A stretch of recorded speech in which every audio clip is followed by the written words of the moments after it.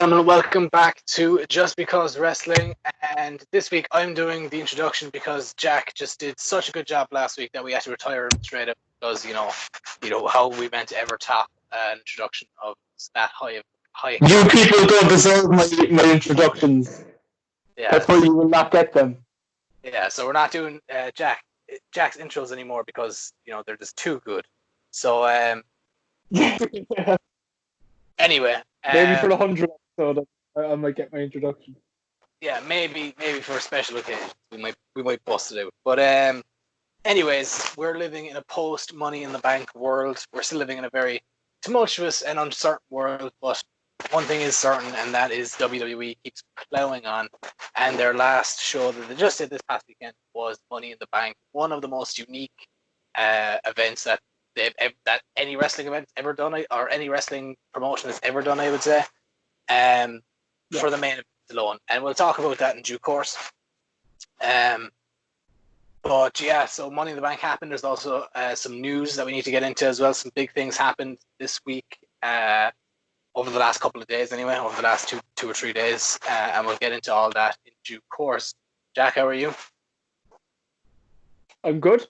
Had a bit of a family accident during the week where my dad nearly took his fingers off, and then I spent the whole of my Saturday cleaning up the blood from the mangled chainsaw massacre out my backyard. So that was my Saturday. And then obviously Money in the Bank was Sunday. So we moved into that then, so that was good. But you know what? Go on. If Kurt Angle can win a gold medal with a broken freaking neck, your dad can keep cutting the hedging with a mango. Yeah, that can do nothing with 3 mangled fingers. Yeah, but stop complaining. Yeah.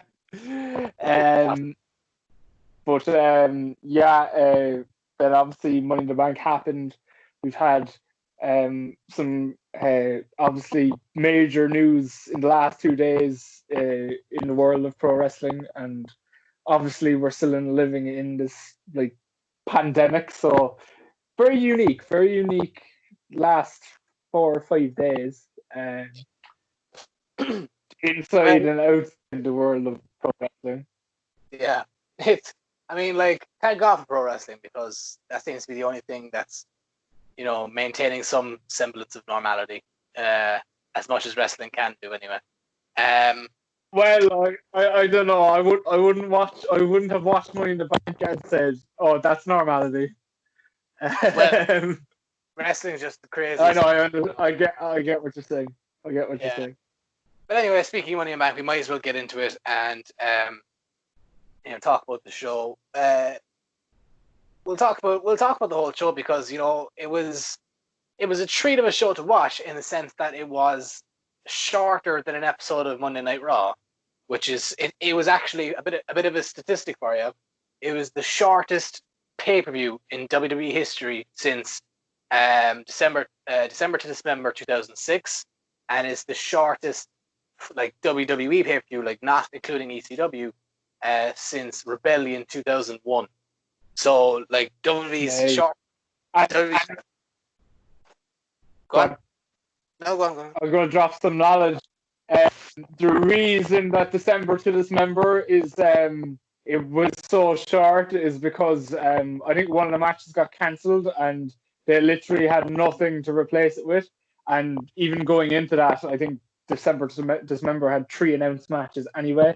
So they were so short in time, and they were thinking about extending the chamber match into a longer to let it fill out the 3 hours or whatever it was. And then they looked at the competitors in the chamber match. Now we can't get 45 minutes out of these people. So they just decided to cut it. And Rebellion then was a British pay-per-view, British exclusive. So it was different. The contract was different with Sky at the time. So that's the reason probably why that's short. But considering this is WWE, Money in the Bank is WWE's 5th. Am I right by saying their 5th most important pay-per-view of the year? Well, you have the big four like Royal Rumble, WrestleMania, Survivor Series, SummerSlam, then you have Money in the Bank would be like the next level down. Kind of, it's the biggest. It's the biggest non-4 pay-per-view. I would say. Yeah. And considering like that, it was pre-recorded stuff. It wasn't that any match, like no one got injured halfway through a match and they had to cut the match short, and that's why the time was short. Like it was deliberately set out to be 2.5 hours, which was, like you said, it was really, really good to watch. It was really easy to watch, and it left me kind of wanting more, like towards the main event.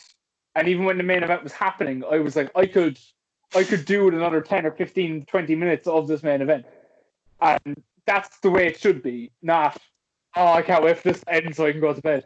That's what they say. Like, they say leave them wanting more. Like, you should be.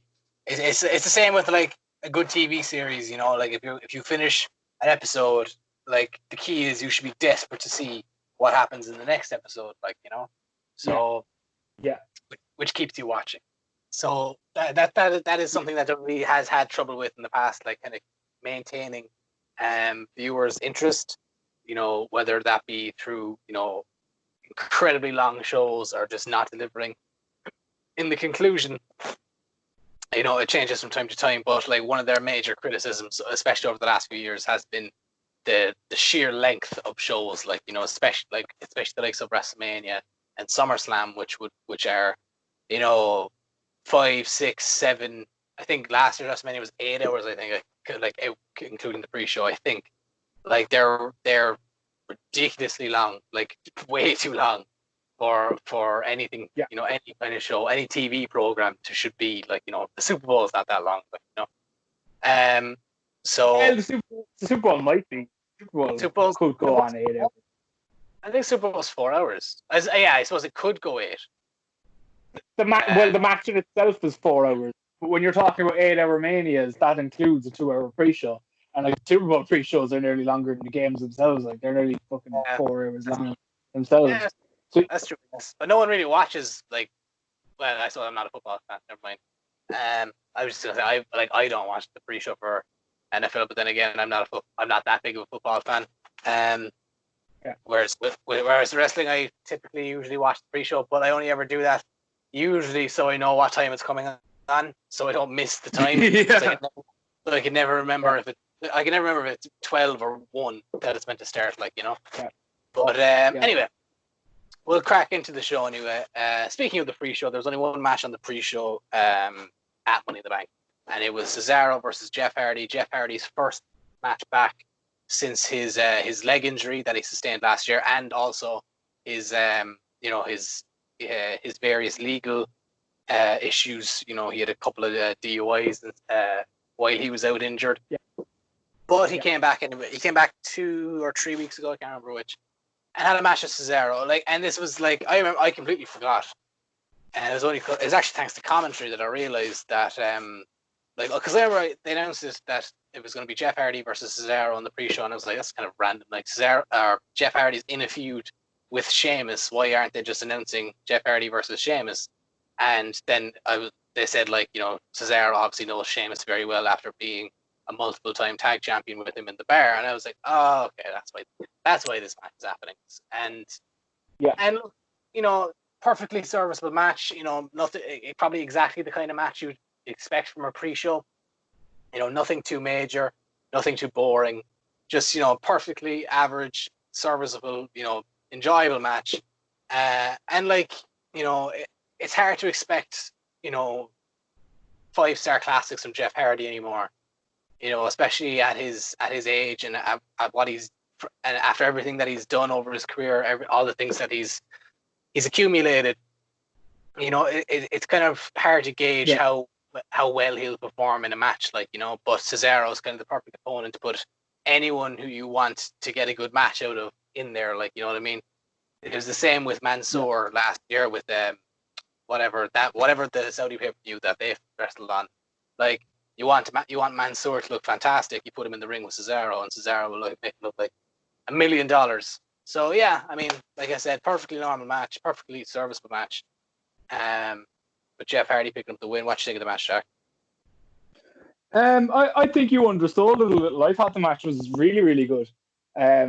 Like you Yeah. said, you don't get, like, obviously it's becoming, and I hate saying it because it's not as if his matches are bad, but obviously his body is taking its toll now at the moment. So it's rare that you get um like a very, very good Jeff Hardy match these days, and that's obviously not much his fault.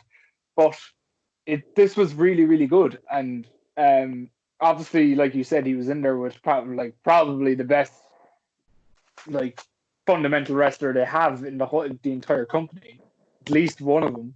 But like, he is, Jeff Hardy, if he's protected and if they use him wisely and aren't having him wrestle regularly on TV or on house shows and stuff, and preserve him for pay-per-views, then he can turn out a good match every couple of weeks. Just leave his body heal then after, which is what they should be doing with him, given his age, and given, like, never mind his age, but given the age of his actual body, because his body probably has aged 10 years more than what his actual age is, just given the hard style of his career.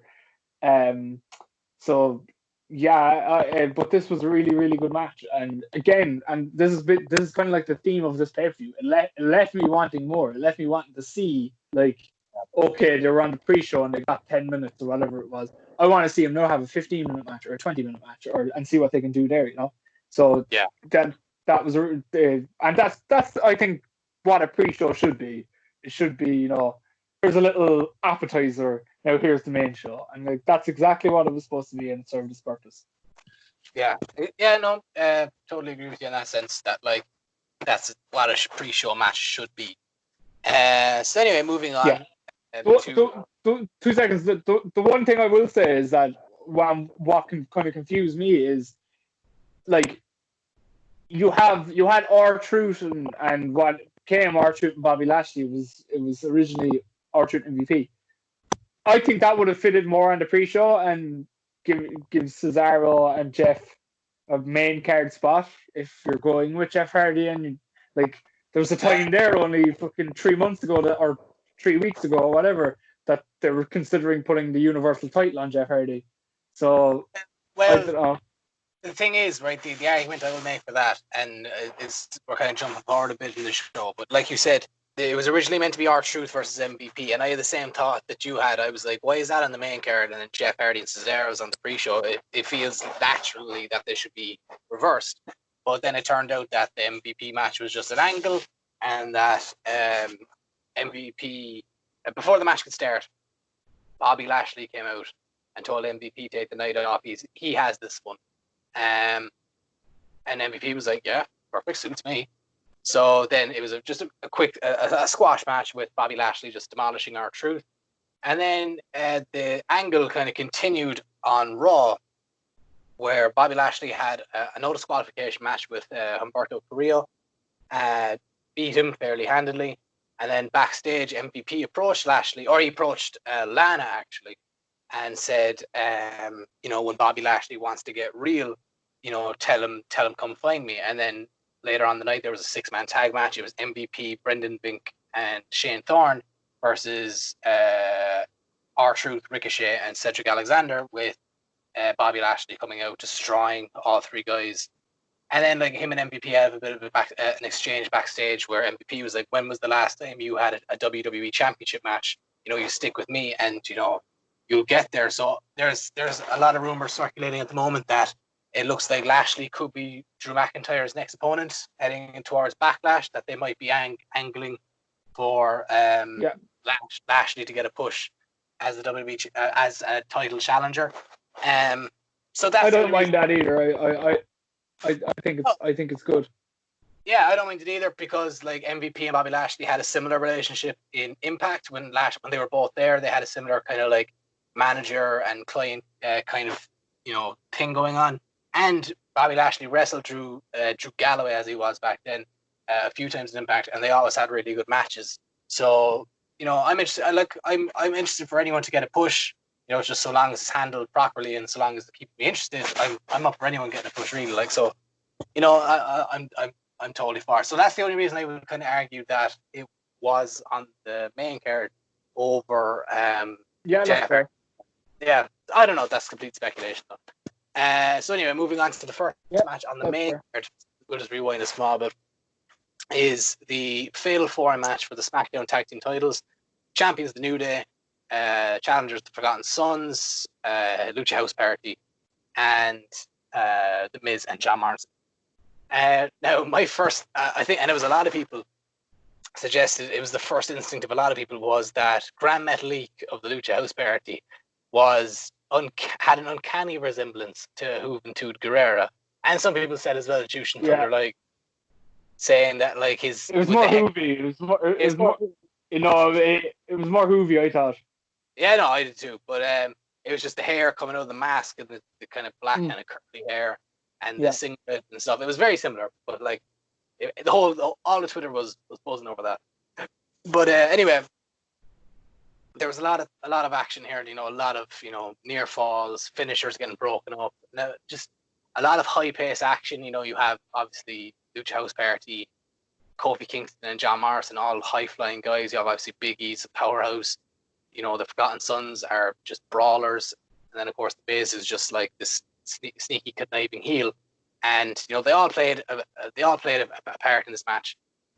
The finish came where just the whole place gets cleared. It's just Lucha House Party and the New Day in the ring. Lindsay Dorado eats a Trouble in Paradise from Kofi Kingston. Grand Metalik eats a big ending from Big E. 1, 2, 3.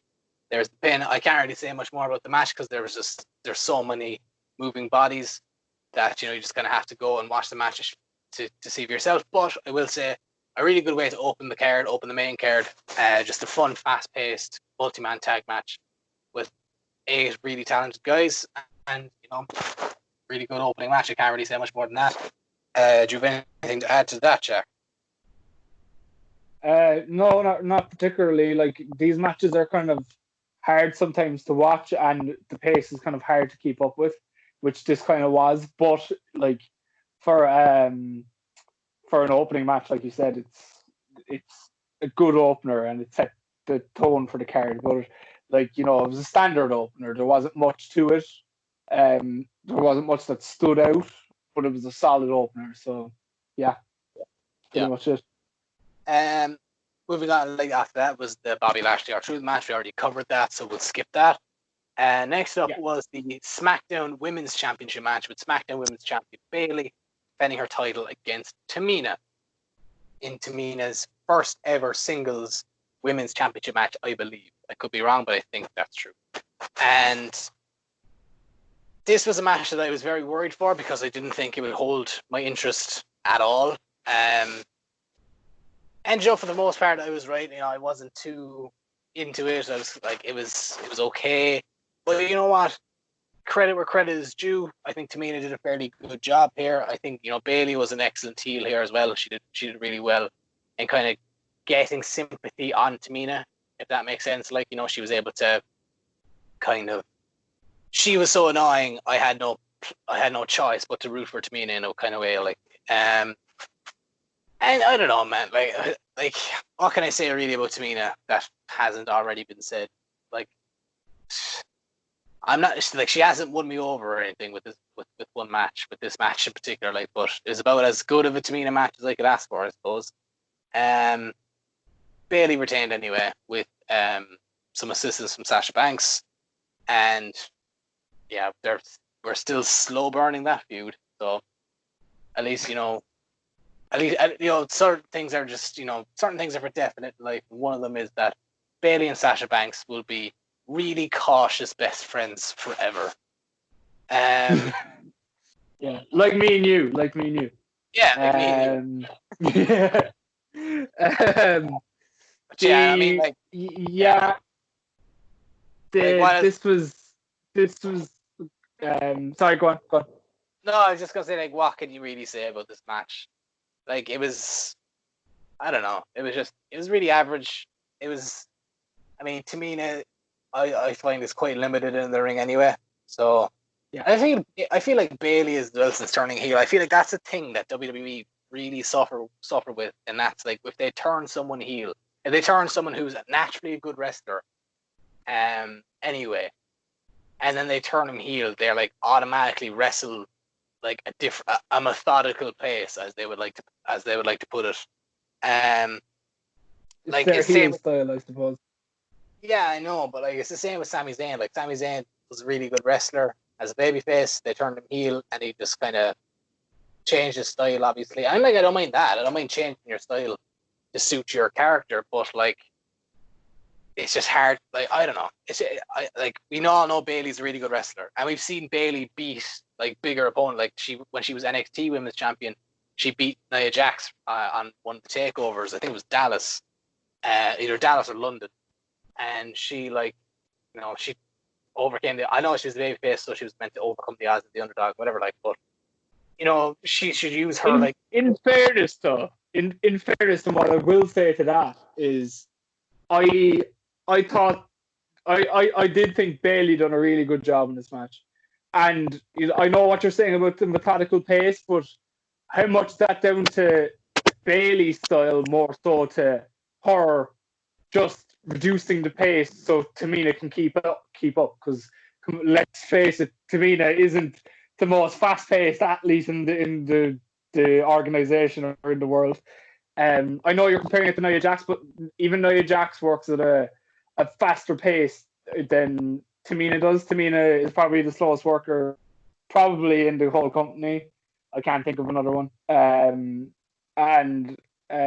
Like, God forbid we say Nia Jax is a better wrestler than Tamina, which, is hilarious when you think of it.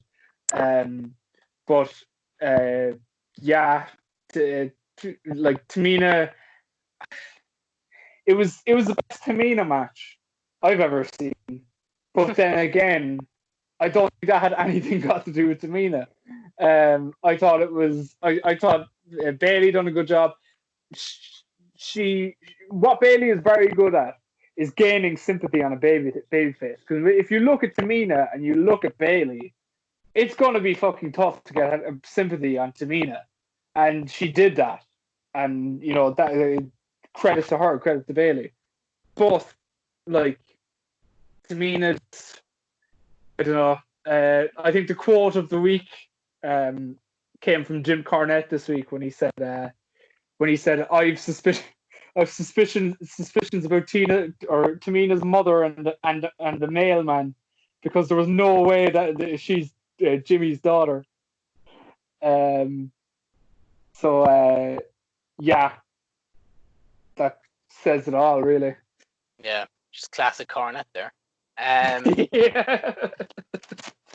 I mean, like you said, like Bayley did a great job, and like Bayley, she's a perfect person to have in there to kind of carry someone to a decent match, So, look, she's still the SmackDown Women's Champion.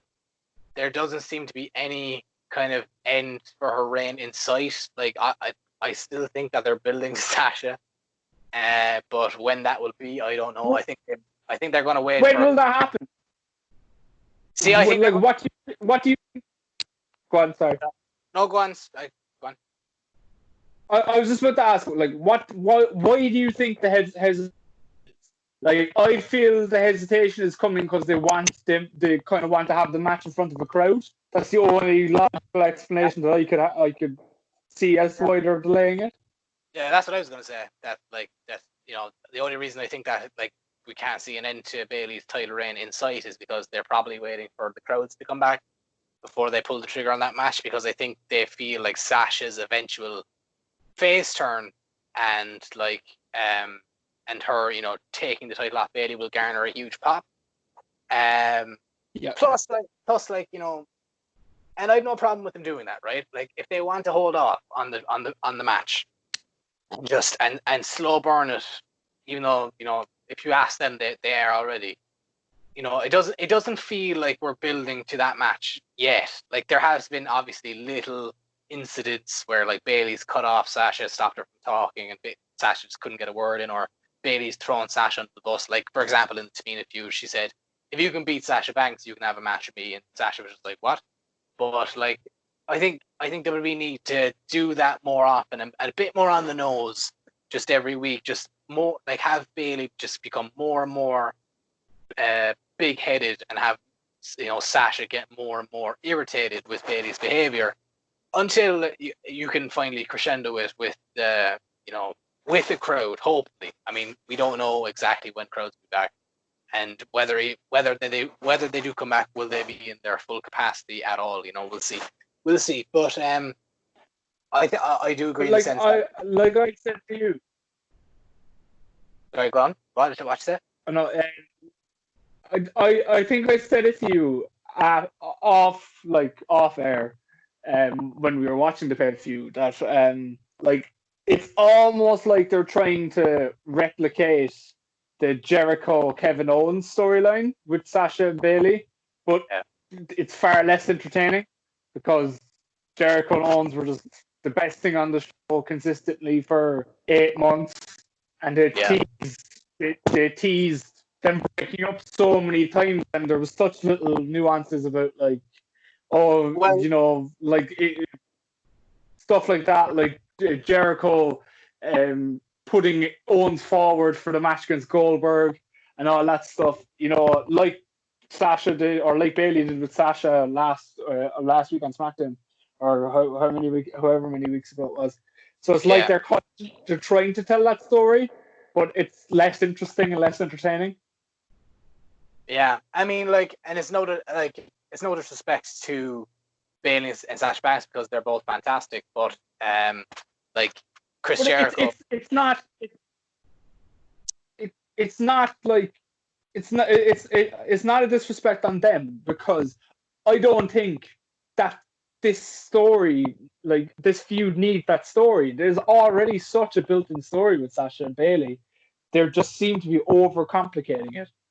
That there's such a ready-made story from the last 2 or 3 years of the history that they have, that you could just do it now, and you don't need to do this whole she won't she thing, Yeah, I just hope that I genuinely think, if you were to ask me about 6 months ago, does this feud, does a Sasha and Bailey feud need the title, and I would have said no. But now it's gotten to the point where I think it desperately does, because if the title has been the catalyst for Bailey's turn, for her turning her back on the fans and becoming, the role model gimmick, So I sincerely hope that WWE don't take the title off Bailey until they want to do the Sasha Bailey feud, because I think Sasha should be the one to take the title off Bailey, and if it's not, I think they've totally botched the feud altogether. But that's just my opinion. I mean, I'm sure they'd still have a fairly decent feud without the title, but at this point in time, I think they do need it. Just because I think it enhances the story in this case. Moving on anyway, the next match was one of the more intriguing matches on the card, just from a single standpoint. It was the Universal Championship match between the Universal Champion Braun Strowman and Bray Wyatt, Funhouse Bray Wyatt, as we like to call him. Now, this was obviously very intriguing because of the history between the two, with the Wyatt family, and Bray being the one who introduced Braun Strowman to the WWE and stuff. And the feud obviously being centered around Bray trying to entice Braun back, to coming home and letting Bray, remodel him in his image, kind of thing. Now, I didn't know what to expect exactly from this match, but I expected to be more of, more smoke and mirrors and more effects and more of an angle than a match, but it was just a straight up singles match with a bit of mind games in there, but it was I enjoyed it, but I think they will wrestle each other again at Backlash, but I think it will be The Fiend instead, and I'm looking forward to that match, because I think I don't want that for Backlash. I want that. That's the SummerSlam main event. That should be SummerSlam. I think they should do it where The Fiend or Bray Wyatt isn't seen on TV now in the lead up to Backlash. He's not on the Backlash card. Have like your battle royal and give some poor soul fucking Braun Strowman. Have Braun run through him, and like have it someone like that. Like have a battle royal and have it like someone that usually wouldn't be in the main event scene, and have Braun Strowman run through him, and then at the end of it, have the Fiend attack him, and then we head towards SummerSlam. I don't want to see this at Backlash. I don't think it. I don't. I think the story that's there deserves to be at SummerSlam. Yeah, but unfortunately, we have another pay-per-view as well in between Backlash and SummerSlam. So fucking hell, they're like they're gonna kill us. We've Extreme Rules as well in July, so maybe that's to look forward to as well. But Extreme Rules could be fun with no people. They could get creative. But anyway. There was this match was fairly standard with kind of with Bray or Braun tossing Bray around and Bray kind of laughing and selling his ass off, and then the ending was interesting. The most interesting part of the match, where Bray kicks Braun to the outside and Braun kind of goes, down, and Bray's in the ring kind of trying to get his wits about him. And next thing he looks and Braun pops up and he's wearing the black sheep mask. And he looks all menacing and whatever, and Bray's like, "You're coming home." Like I told him I'd get you back.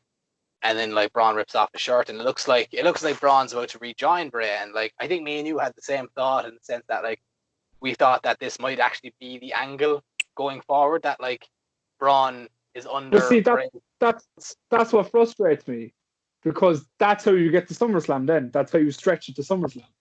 Yeah. What the hell else are you going to be doing on TV from now to August? That's intriguing. And we thought the same thing in the sense that this match seemed very unclear in how it was going to end. We both kind of assumed that there would be some sort of non-finish with the DQ or a count out or no contest or something. But with Braun getting the mask on him, and you could do tricky camera work and stuff and have it look like one of the puppets put the mask on him, or the Fiend did himself, while he was down, popped up from under the ring and just threw it on him or something. Do something. So that Bray tricks him into putting the mask on again, and then Bray pins him there, and then Bray wins the title back, and then he has Braun as his what would you call him? Herald, as Braun as his herald for destruction.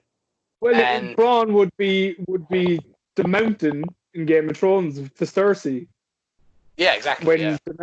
When the Mountain was possessed or whatever it was, and he was just a fucking nutcase. Well, he was just doing Cersei's bidding. He was just a fucking nutcase. That's how you book it, and that would be intriguing. If Bray Wyatt put the mask on Braun Strowman and they walked out together or whatever, I'd be like, fuck, I need to watch SmackDown on Friday. But now that Braun just beat him, I know that the Fiend is going to turn up at some point, but that usually has the same formula to it anyway. It's just less intriguing for me. I would have definitely tuned in to see what Braun would have been like under the Fiend's ruling. But I don't know. It just frustrated me. It feels like a missed opportunity. Yeah, it does. And now, if I'm right, you get Braun versus the Fiend at Backlash. How do you book that match? That match is even harder to book now than Bray, than regular Bray versus Braun, because you're you obviously want to protect the Fiend because he should be the most protected character in the company, and obviously want to protect Braun because he's the Universal Champion. So what do you do? Do you do the non-finish there and wait and have a big stipulation match at Extreme Rules, or I don't know. What worries me is I get the same feeling. If that is the match, I get the same feeling going into that match as I did with the Fiend and Seth at Hell in a Cell, where I'm they're obviously not going to put the title on the Fiend, but they're not going to have the Fiend lose, and I just feel like it's going to turn to shit again, like it did Hell in a Cell. So I think they've booked themselves in a corner as they like to do. Yeah, like for some reason they like booking themselves into a corner with the Fiend, and like it's like they know that he's like a top guy, but they want him to be the champion, but like he shouldn't be like as well. I don't know.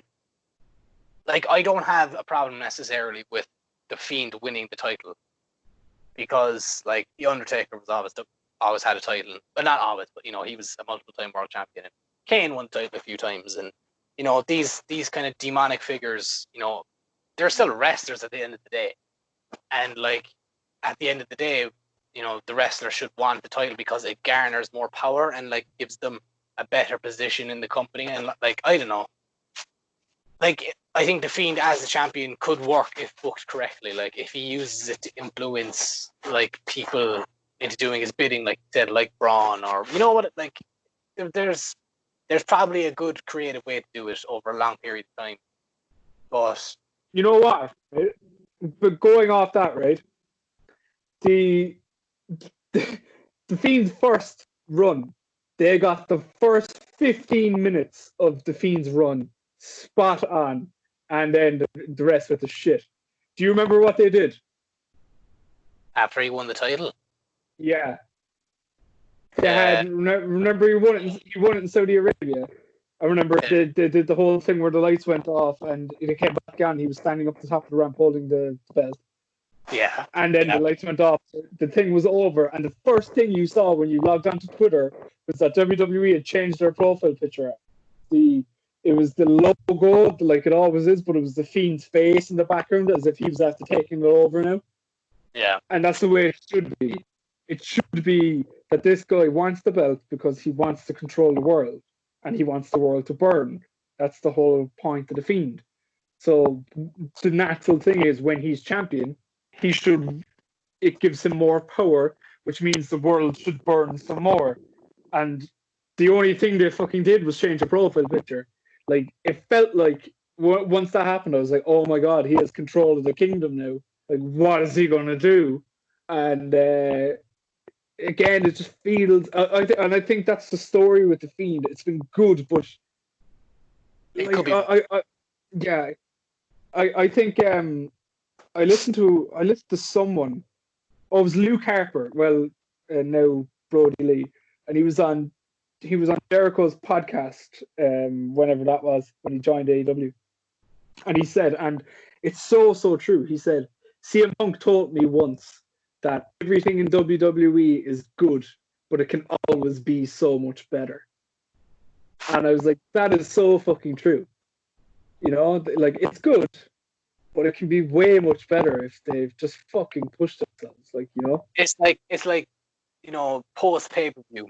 Like, let's say it's the Raw after Mania, or not even that big of a thing. Like, let's say the Raw after Backlash, for example, and like, you know, we get the ideas going forward for the next big feuds for everyone, and like usually there'll be 1 or 2 or 3 big segments to set up, you know, the headlining feud going forward, and like those segments will typically be fantastic and like, you know, keep you interested, and then like the following week it'll be something similar or maybe a bit, you know, a bit weaned down, or and then like it seems they come up with something good, like you said, like they created the Fiend, and like everyone loved Fiend's first match with Finn Balor because it was something so different. The entrance was so, you know, so eerie and so disturbing, and like just kept you hooked and kept you like interested.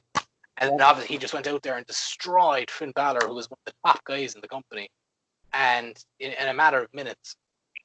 But then it was rinse repeat, and like it was, I mean, and like thankfully with through the Firefly Funhouse, they created this kind of like this medium for them to advance storylines, but like through a different character. But it was like Fiend goes out, attacks a guy from behind, then rinse repeat, and like it feels like and then with the Daniel Bryan feud, it got a bit more creative with him like ripping out his hair and stuff, and like it got, you know, him changing Daniel Bryan like mentally and physically, and like it feels like you could do so much more if they just like loosened, like just gave a little bit more leash, like just loosen the grip a tiny bit on the guys creatively, especially when you have someone like Bray Wyatt at the helm of it. Like I promise you, go on. But that's the thing with WWE, right? And that's one thing I've brought up constantly on this show. Like, they lack long-term story booking. Number one, like, I guarantee you, I could walk into the fucking writers' room today in WWE headquarters and say, "What's the main event for SummerSlam?" And no one will have a fucking clue, even though it's one of their biggest shows and it's 2 months from now. They don't have a fucking clue what the main event for SummerSlam is, or they haven't even thought about it. And what comes from that then is when you're week to week booking like that, you're rushing it, and it's like this mentality of, sure, that'll do. We'll just do this. Whereas if you just sat back and properly wrote out a story and stuck to it, and I know it's hard when the fucking boss is Vince McMahon who changes his mind every 10 minutes, but if you properly stuck to your story, then you can have a general direction, and then you can grow it and grow the story more once you're continuing on their general direction. But and it has been for the last fucking 10 years in WWE.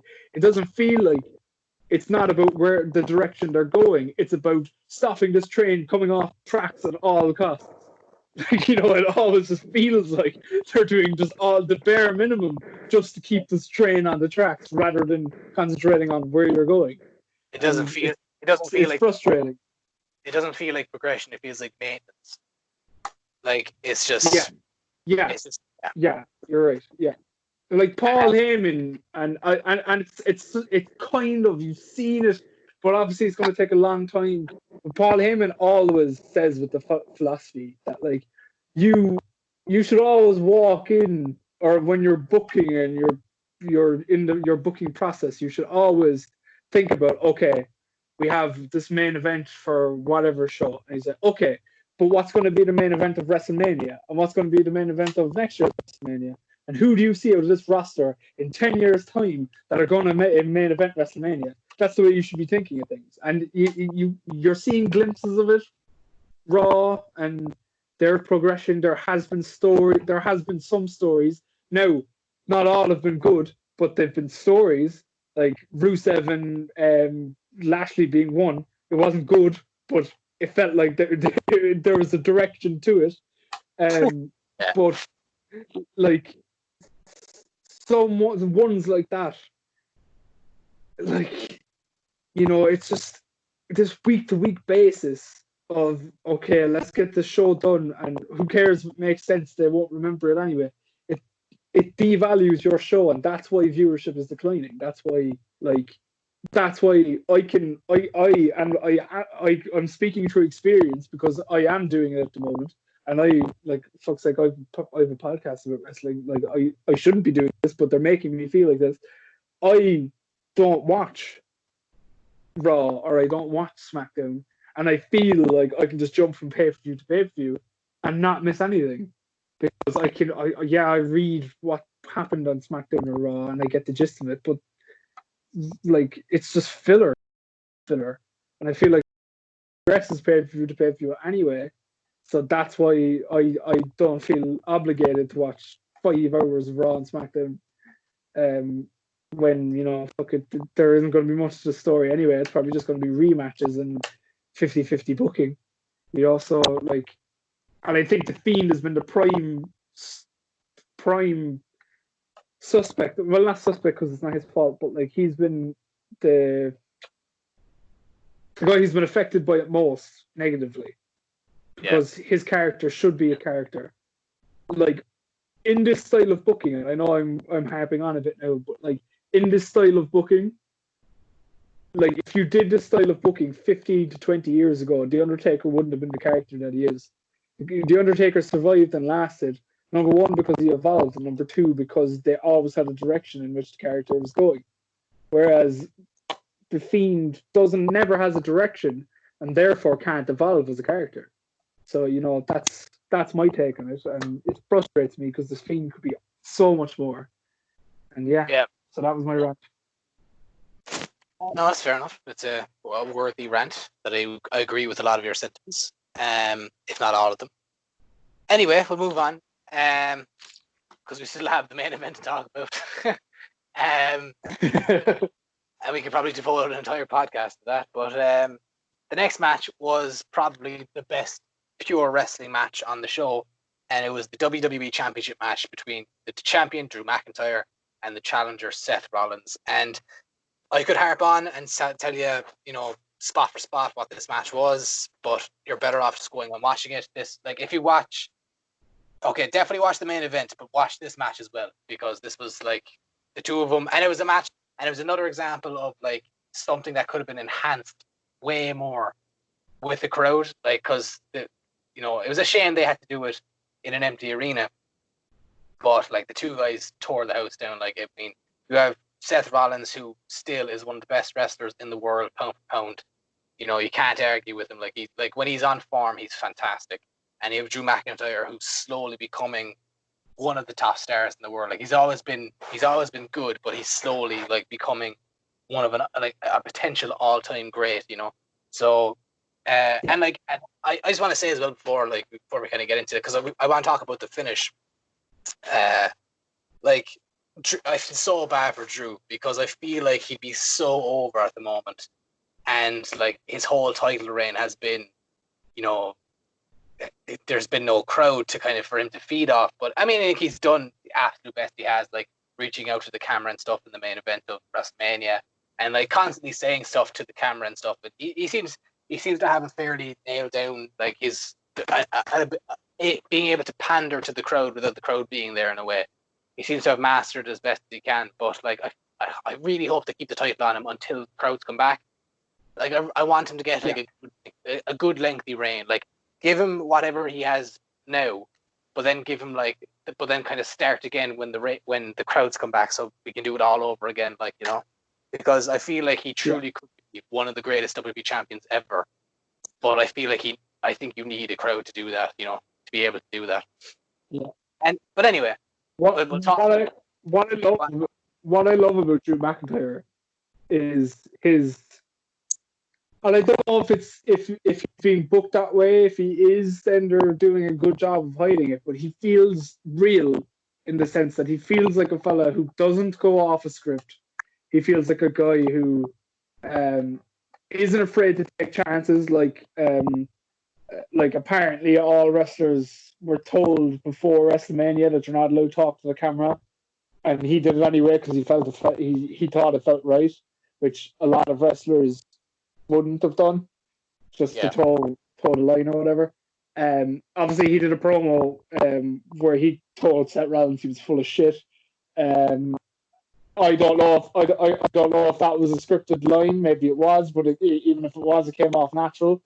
Like, he didn't look both ways and then say, "Oh, you're full of shit." Like, it just came off as a natural line.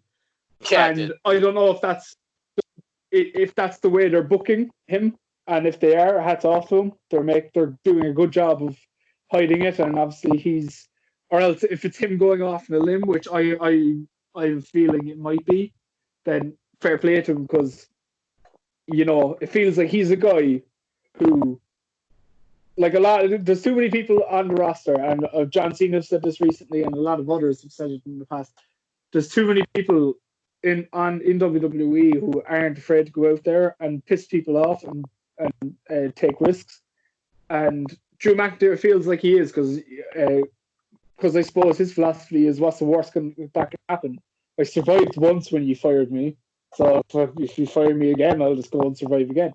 So that's what I like about Drew's reign so far. I think it's working. I think they're getting it right. And like you said, I feel bad for him, because I think he would be so over in front of a crowd. But I do hope and I do believe that once he comes back, he will be, or once crowds do come back, he will be very, very over, because I think crowds will have seen this.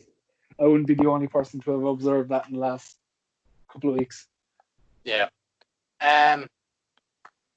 We'll talk about the finish, because that was a really interesting, point of the night. So after a really hard fought match, a really excellent match, like, seek it out. and watch it if you watch any other match this week. Besides the main event, but that exists in its own little vacuum. But anyway, after the match, Drew beats Seth. He retains the title, clean as a whistle, as he should do. And Drew's there, and he's celebrating with his title, and Seth gets up, and Drew comes over, and Drew offers him a hand, and he says, like, shake my hand, be a man, Seth, be the leader you claim you are, show the world you can be a leader, shake my hand. And Seth looks relentless, and Seth looks confused rather, and to WWE's credit, I was like, oh, okay, here we go. And I was fully expecting Seth grabs the hand, hoofs Drew in the balls, Seth walks out, and we guess and then the continuation of the feud is there. But to WWE's credit, they just went the simplest answer, and it was the right one. Seth shakes Drew's hand cautiously, but shakes it anyway, and Drew heads away, kind of gives him the nod. Drew heads away with his title, and Seth's standing there, kind of like, well, that was strange, but at least he did it. And now they've gone this incredibly interesting angle with Seth Rollins, and I'm looking forward to see where it goes. But it's like, from what I can gather anyway, from what I've seen on Raw, he was just in this, almost, what would you call it, catatonic state, where he just, he was staring out into a 1,000-mile stare or 1,000-yard stare, and just hair was all over the place, whatever, and he just looked broken. He just looked like a guy he just looked like a failure. He looked like a guy who knew he had failed. Like he's been preaching. Well, in fairness, he was a guy who just learned he was about to be a dad. So yeah. I think a lot of us felt that reaction. We'll talk about that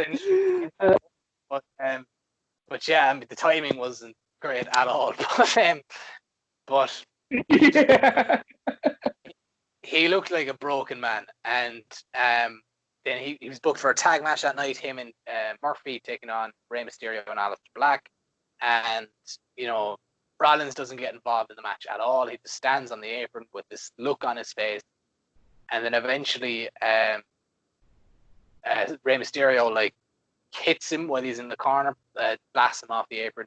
Seth just snaps like Festus. It's the only way I always think of Festus when someone's completely blank and then it snaps, and he grabs Rey from out of the ring, hits him, blasts his head into the ring post, and then rams his eye, into the ring post, and then rams his eye into the corner of the steel steps, causing Rey to bleed and stuff. Rey sold it brilliantly, as he always does. He always sells these kind of things fantastically. And then Seth was like, what an awful fucking week to be Rey Mysterio. Jesus Christ. Yeah. He got thrown off a roof on Sunday, and he got his eye taken out on the Monday. Yeah. Terrible week for Rey Mysterio. But what's it called? And then backstage, Rey's getting seen to in the doctor's office, and Rollins approached him. He's like, I'm sorry, Rey. I didn't mean it. I lost control and all that stuff. So, I don't know. They're going this kind of schizophrenic route with Seth Rollins, or this kind of, kind of Dexter kind of character. You know what I mean? It sees himself as this good guy who wants to hurt people. I like it because I think a lot, and if you're into those types of documentaries and stuff, a lot of those kind of cult leaders have their kind of tipping point where they end up essentially becoming murderers. But I think that's what's coming from Seth, that a lot of people follow him, but he's a fucking bad person, and you're only kind of seeing that now. Well, the best, I'm trying to think of an example, but I just think of one. Well, the best villains are always the guys who think they're doing the right thing, so and who can convince you that they're doing it for a good reason. And when you look at a heel like Baron Corbin, does bad things because they're bad, because he's a bad guy, and that's what bad guys do. Whereas Seth Rollins is doing bad things because he feels like it's for a greater purpose, because he feels like the people he's doing these things to aren't falling in line, and because they're refusing to progress, he'll put them out. And like, yeah, I mean, and like you said, like there's plenty. and like essentially, he in his head and from a character standpoint, he thinks he's a babyface. He thinks he's the good guy in this situation, or he feels he should be the good guy in this situation. Where Baron Corbin never feels like he wants to be, or he should be the good guy. He's just being a prick for prick's sake. Yeah, but, Dolph Ziggler is another great example of a guy who just does bad things because they are bad things, and like and like I mean, you think of examples like Jim Jones is a good example with Jonestown and stuff, or Charles Manson, like guys like them who were cult leaders and developed this massive following and stuff, but then it was all for a darker purpose in the end, and like the veil was lifted kind of a way, like, you know what I mean? But yeah, I'm interested to see where they go with Seth Rollins going forward. I think since he turned heel, they've handled him pretty well. Like, you know what I mean? Like he's in books as good as he could be, I say. And like with each week, he kind of just gets better and better in this character. And I think now, after kind of this kind of twist in the tail, I'm excited to see where they go here. Anyway, shall we? I have an idea as to where it goes if you want to hear. I feel this is going to end up with a match with Joe. Rollins and Joe. Yeah. Why? I feel I don't know. I like Joe's on commentary for Raw, isn't he? Yeah. So I feel like there's just going to be a day where he snaps again, and he attacks Joe. Like Joe just has none of his shit, just beats the shit out of him.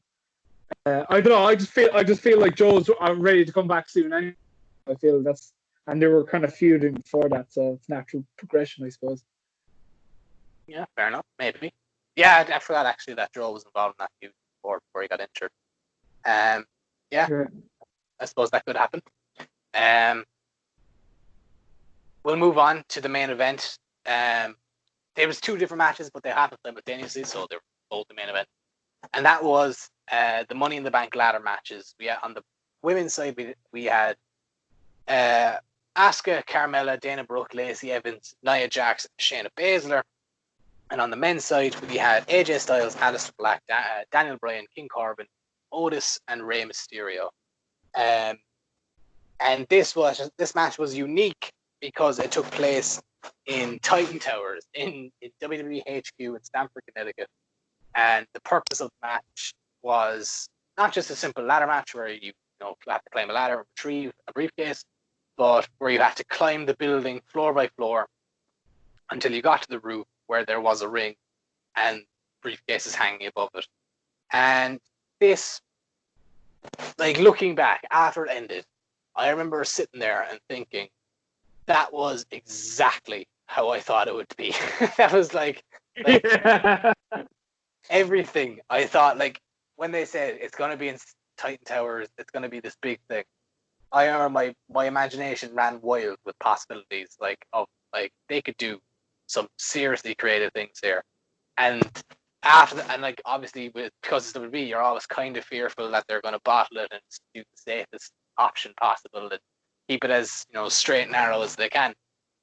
And I remember sitting there after the match being like, that literally, that's probably how I would have booked it. If I sat down with pen to paper and wrote it out, that's probably exactly how I would have done it. Yeah. There's little to nothing I would have changed about the matches in total. We'll kind of there's so many just highlights. So we'll start from the kind of start. We start with them. Okay, one thing I would change, I wouldn't have given them entrances, walking into the room with their music playing and flashcards and stuff. No, I wouldn't have had that. I would have had them just standing there already there. But we started with the women in the lobby and the men in the gym. And the women kick things off because Asuka is the last entrant into the match, and they're all kind of standing there waiting for her to come down so they can begin. and her music's playing, and there's no sign of her. And next thing, you just hear Asuka's voice, and they look up, and she's standing on the first floor on the balcony, and she just like dives off and just takes out everyone with a massive crossbody from the first floor, and then runs into the elevator, presses the button, and takes the elevator up. Like, which was hilarious. I mean, all the while dancing, and I love how that they cut to the CCTV in the elevator, and she was like dancing to herself in the elevator. Like, it was hilarious. Meanwhile, in the gym, we've got the lads kicking things off, and they're all just in a big brawl with each other. The first big spot comes where Baron Corbin goes to throw a weight at, was it Ray, or was it Danny Bryan? I think it was Danny Bryan. He goes to throw a weight at Danny Bryan. Bryan moves, and he just hits a mirror and smashes it, and you just see a look on his face, a look of fear. I don't know, is it fear of like Vince is going to have my ass for this, or if it's fear like I'll have 7 years bad luck now. Your observation, I thought it was good. That this whole show was just a way of Vince's excuse to remodel everything in the headquarters. They were moving headquarters anyway, so they're like, they might as well tear the place down. And I actually forgot they're actually moving. Yeah. Imagine they did move before everything kicked off, and like they tore apart the new Titan Tower. But anyway, Baron Corbin's looking befuddled, and he gets dragged off into another brawl. Meanwhile, Otis and AJ are getting into it, and Otis gets AJ down, picks up this massive barbell with like 500 pounds worth of weight on it, and just plants it on AJ's chest, and AJ can't move, and he's just stuck there.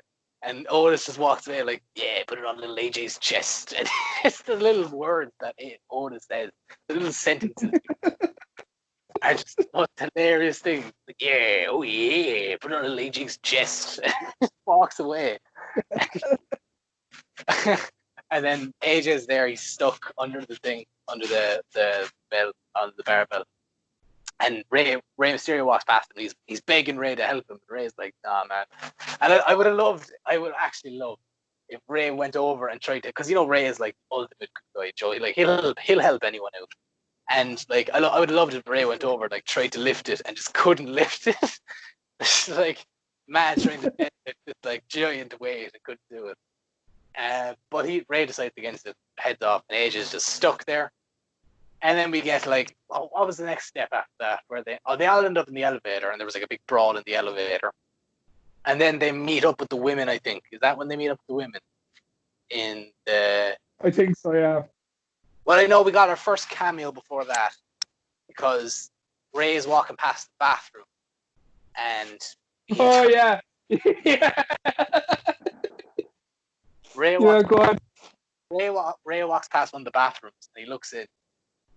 And we just, Brother Love is in there, just coming out of the bathroom, pulling up his pants, and like, just like, hey Ray, what's going on? And he's like, I love you, and Ray is just like, I love you too. I love the image like of Bruce Pritchard just turning up to work dressed as Brother Love, like every day with red makeup and everything. Yeah, it was so funny. Like I was looking at it, going, "This is what I don't know."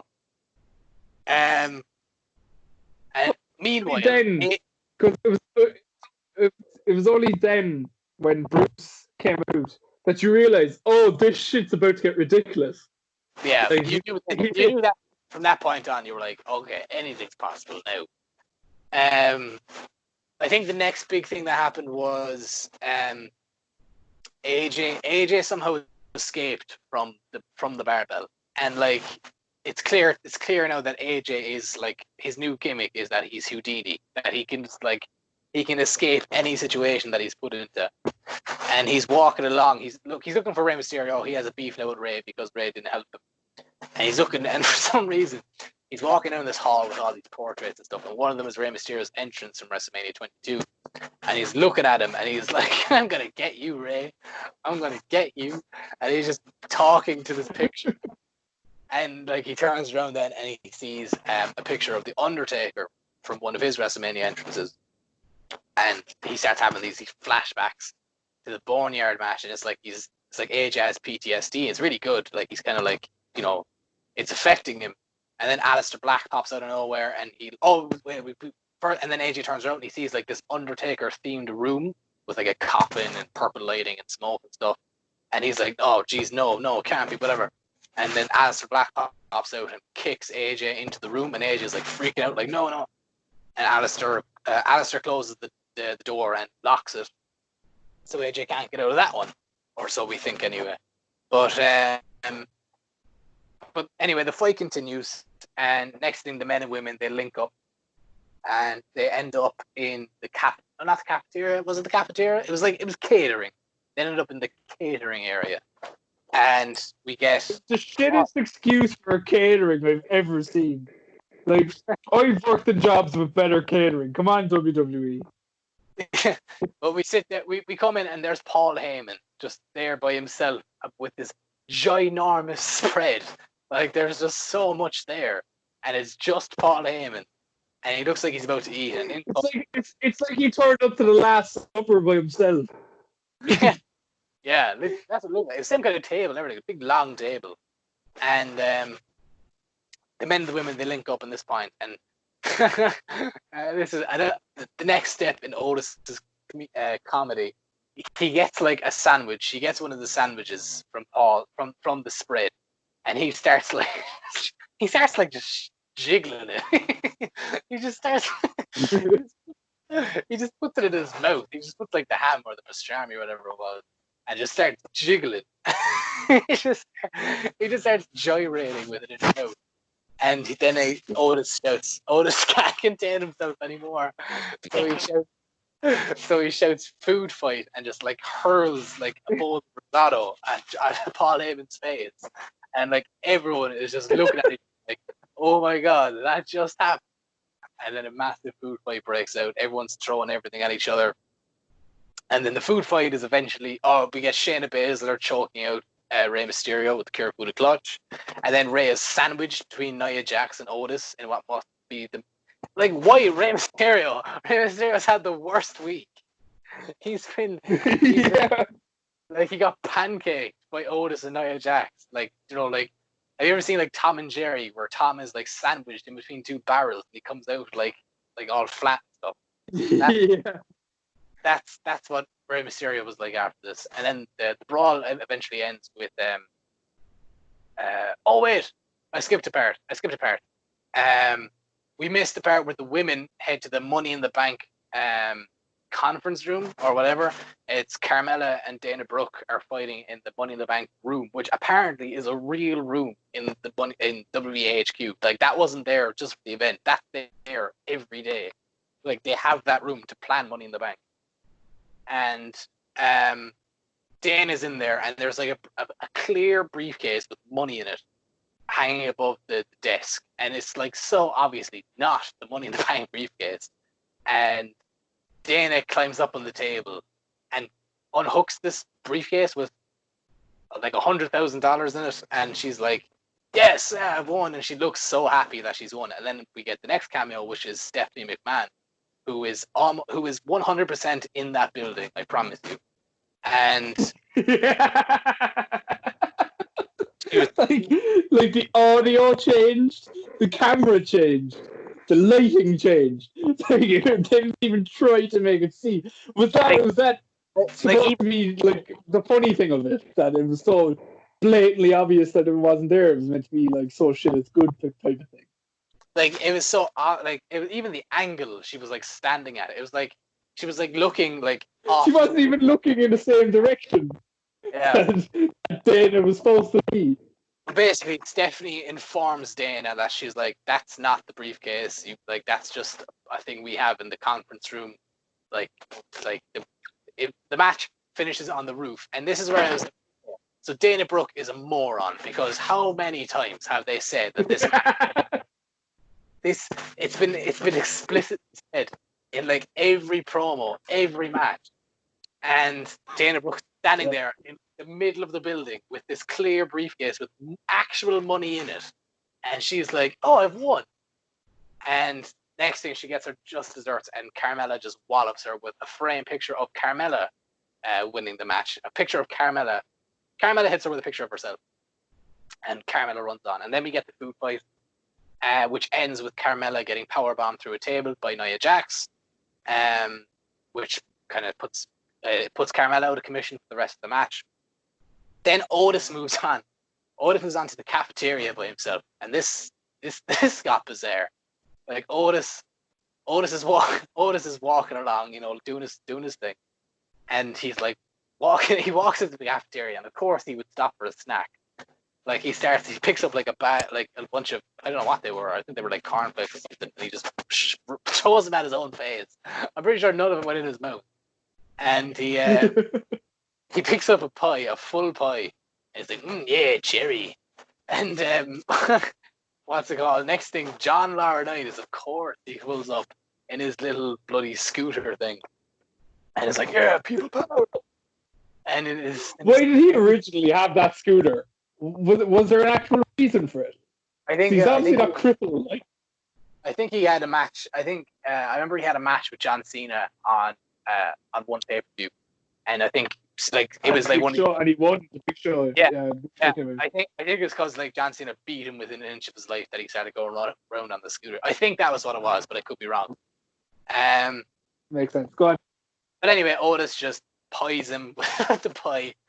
And just it actually fits his, like it does a perfect like outline of his face, and Otis moves on, clearly satisfied with his work.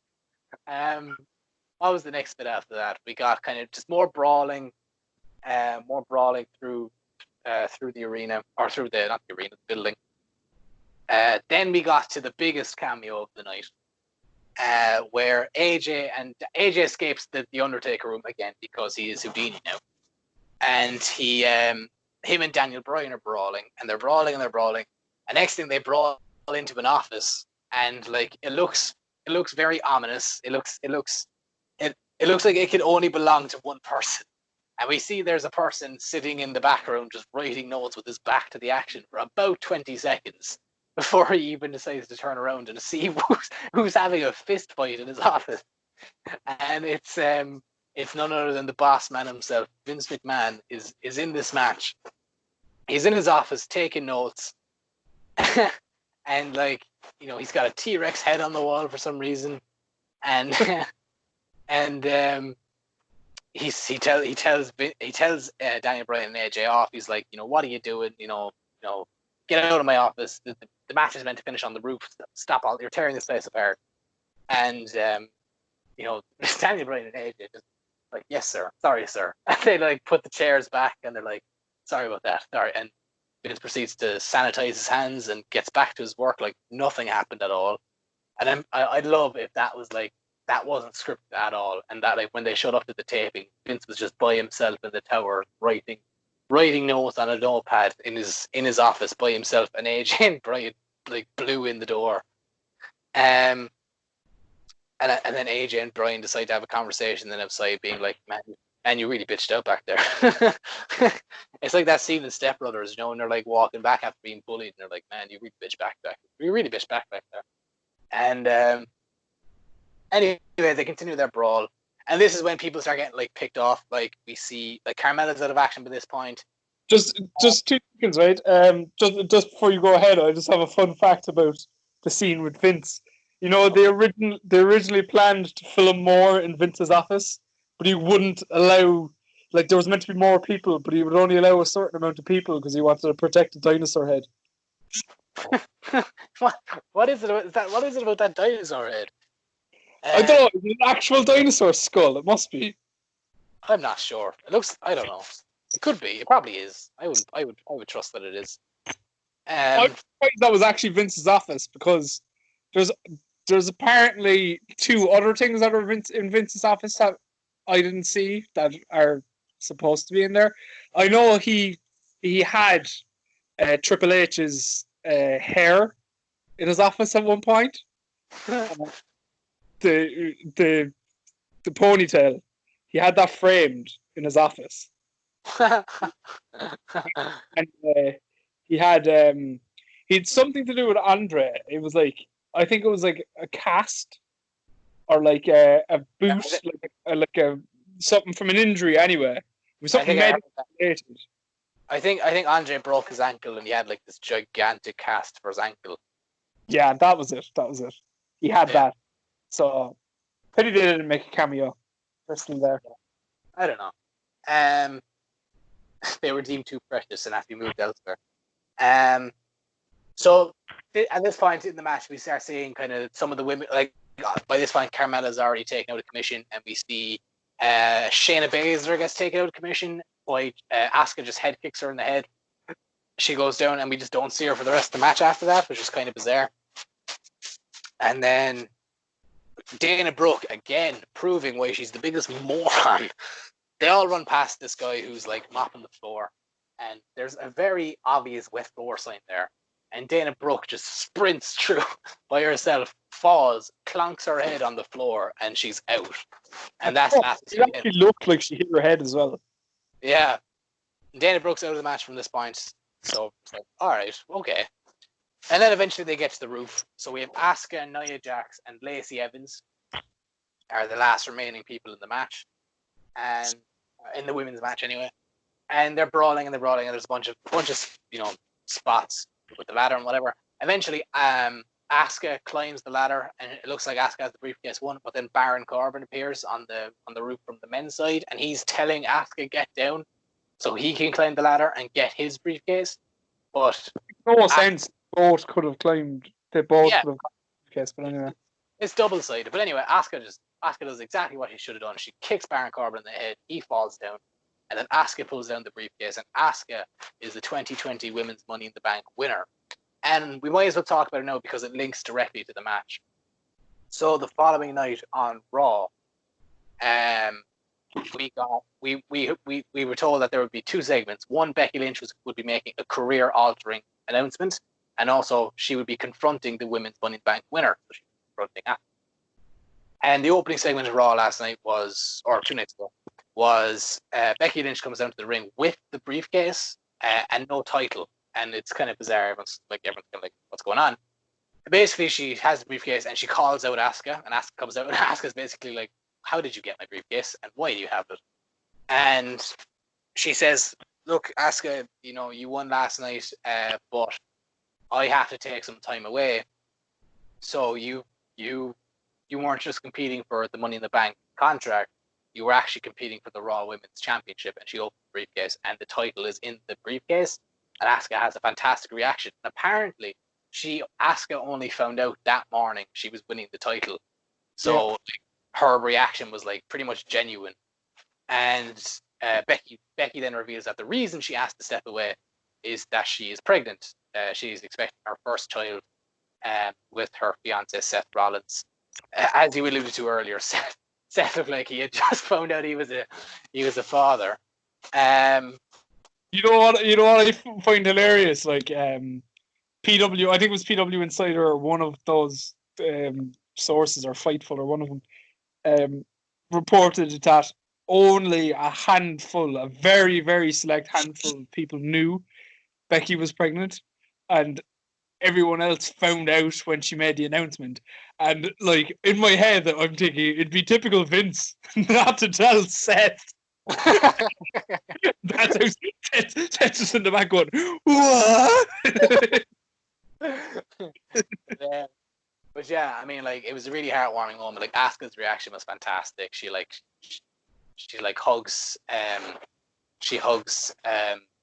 Becky and stuff, and then Becky heads off, and yeah, Becky's going to have a baby. Like, we don't know when she'll be back, where she'll come back, how long she'll be away. But Becky's pregnant. Congratulations to Becky and Seth Rollins on their first baby. And yeah, I mean, wishing the best of luck.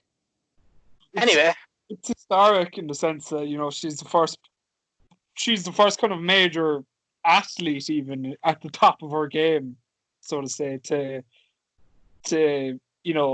take that chance and like pursue another thing that like that she presumably always wanted. Yeah. But I wonder if she did it to spite Ronda, because Ronda went away and tried to get pregnant, went away specifically to do it, and hasn't, as far as we know.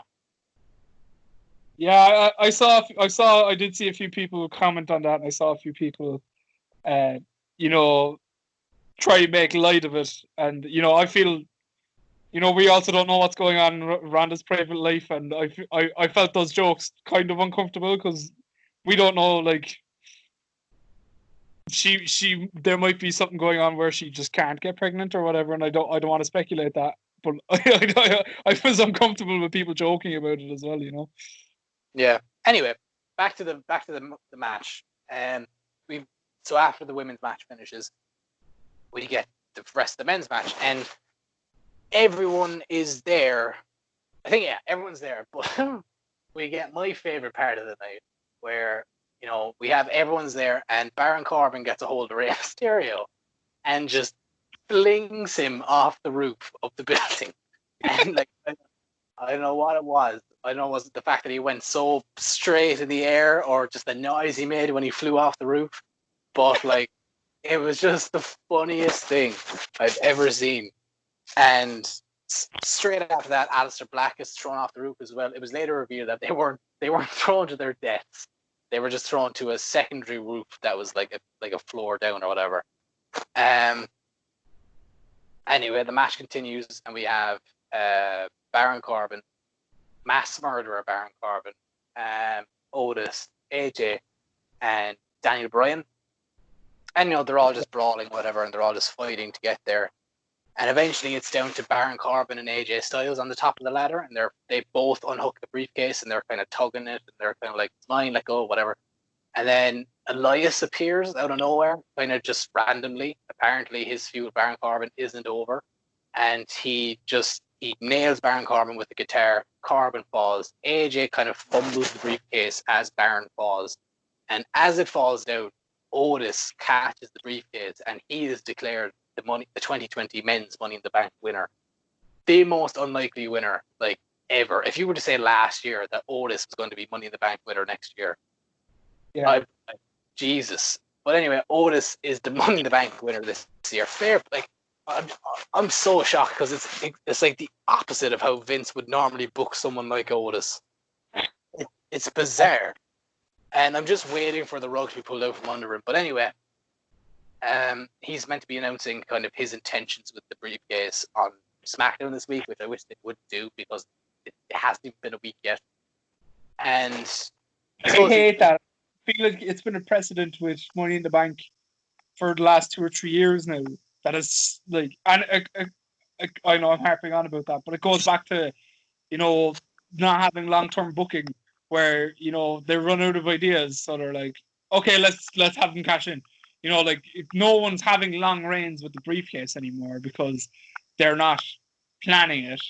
And just 1 week, they just fucking run out of things to do. So they're like, oh, okay, let's have them cash in 3 weeks after or whatever they use it, or on the same night, which is lazy as well, I think.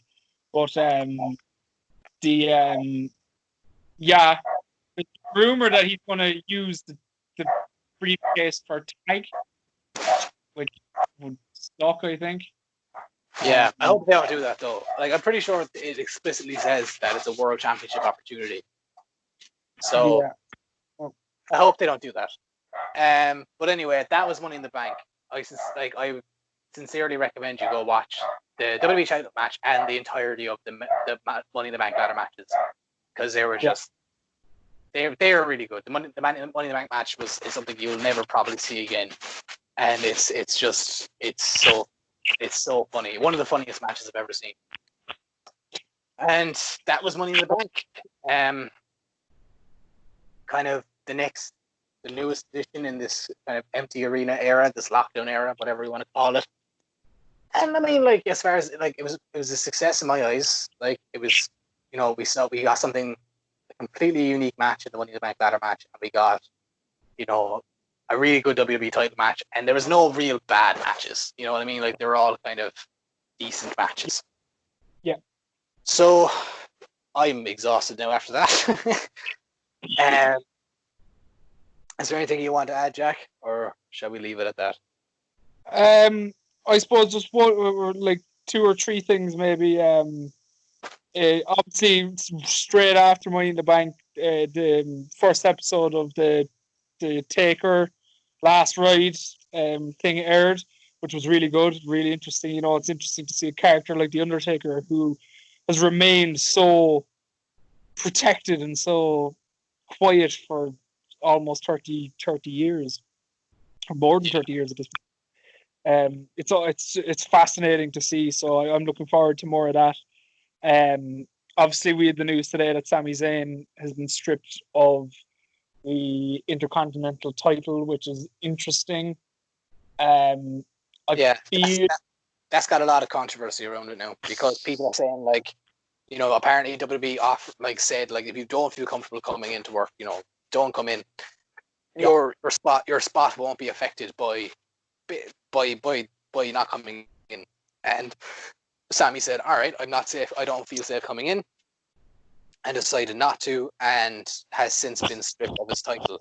And I know, like, some people are saying, yeah, he is the Intercontinental Champion, like, it makes sense, to which the point is being argued, like, you know, Brock Lesnar's able to come in and take months off before he defends the title again. So, like, it doesn't make any sense. Not as if they were using the Intercontinental title on TV anyway.